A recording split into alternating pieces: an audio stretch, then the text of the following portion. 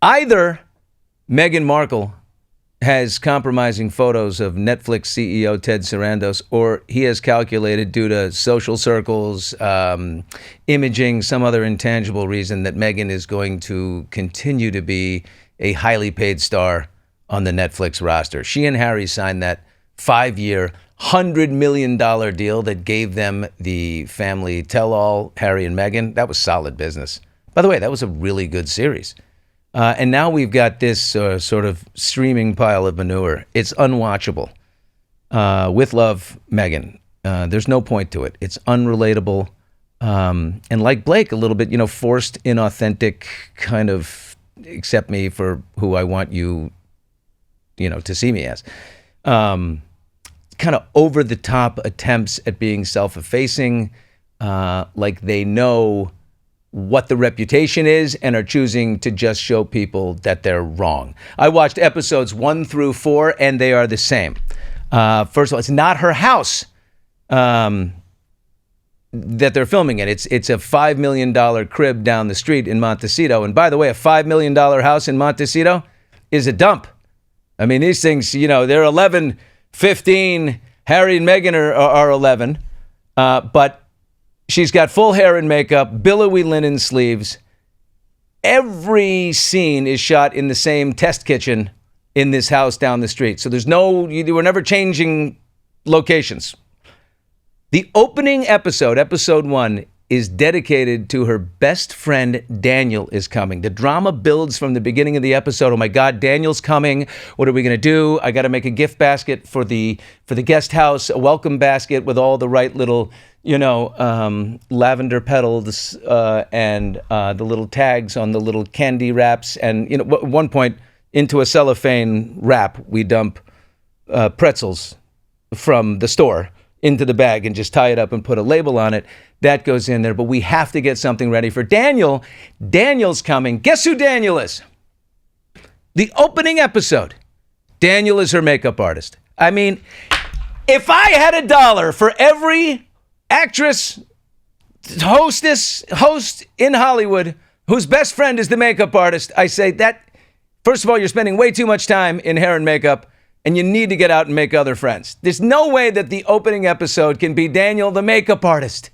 He's paid to fawn on you, and fawn he did. Second episode, Mindy Kaling is coming. Oh my God, what am I going to do? The pressure is on. I've got to feed Mindy something. Mindy hasn't eaten, and she's driven all the way from Los Angeles to Montecito, an hour and 10 minutes, and she's got to be so hungry. I'm going to whip up a frittata. Mindy Kaling is a prop in all of this, a deeply talented person from The Office as an actress and the creating of her own multiple series, including the one I'm watching right now with Kate Hudson, Running Point on Netflix. Mindy is used as a total prop here. Here they are. And by the way, she said, Mindy, you think we'd get from Daniel, the makeup artist, to a better friend? Mindy, oh yeah, we met and hit it off on my podcast. Okay, so she was booked for your Archetypes podcast. Also probably not a friend. But anyway, here she is with Mindy Kaling. I don't think anyone in the world knows that Meghan Markle has eaten Jack in the Box and loves it. It's so funny, too, that you keep saying Meghan Markle. I'm Sussex now. You have kids and you go, no, I share my name with my children. Yes. And that feels so, I didn't know how meaningful it would be to me, but it just means so much to go, this is our family name. Oh, it means a lot. It means a lot to be Sussex. Who wants to be Markle when you can be Sussex?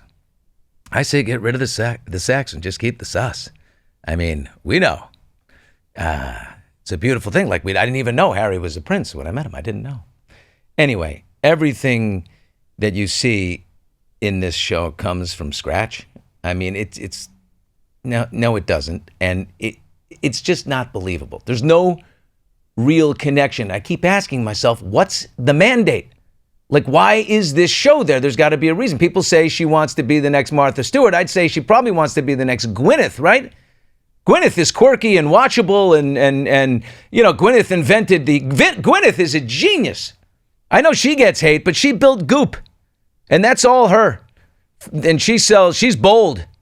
She's not doing little jars of, she's doing candles that say, this candle smells like my, cover the boy's ears. Is he still in there? I want that. If Donna's boys are, this candle smells like my vagina. That's what she named her candle. That is so genius. I can't, you know what it was? It was a backlog of candles that weren't selling. And so she said, how about this? Let's call it that. Let's put a new label on the same darn candle. And I bought 3. I mean, they flew off the shelves. You couldn't buy those candles fast enough. It reminds me, it's the exact same thing that they did with Fireball whiskey. The kids, college kids, are ripping down cinnamon shots of Fireball. But Fireball, and it became a multi-billion-dollar company. But here's the deal. Fireball was really this old cinnamon whiskey that collected dust on the shelf that nobody ever ordered, called Dr. McGillicuddy's. And it was literally next to the creme de menthe that nobody wants. And they have this. And they rename it Fireball in a new bottle with a new label, from nothing to multi-bill. Does that get your head spinning? What is a total piece of shit out there that nobody wants that we could put a new label on and now everybody wants it? Look, all this stuff with Harry and Meghan, I got to say, we don't really know them.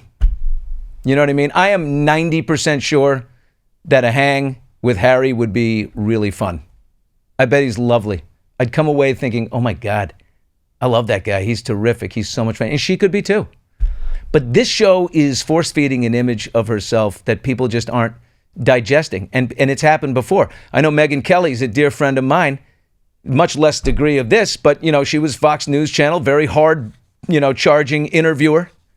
Then she went and did a daytime show at NBC. Now, she did it for a terrible guy who was her boss, because he was my boss at a point too. The head of NBC News oversaw that show, and he's a bad guy, Andy Lack.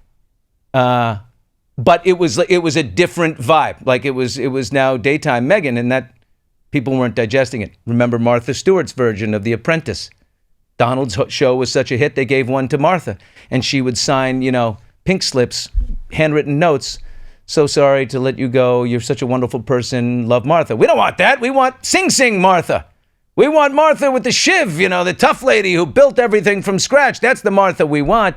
And look, everybody corrects their course. Meghan is tight, in conclusion, with Ted Sarandos's wife. They're friends up in the Montecito circles.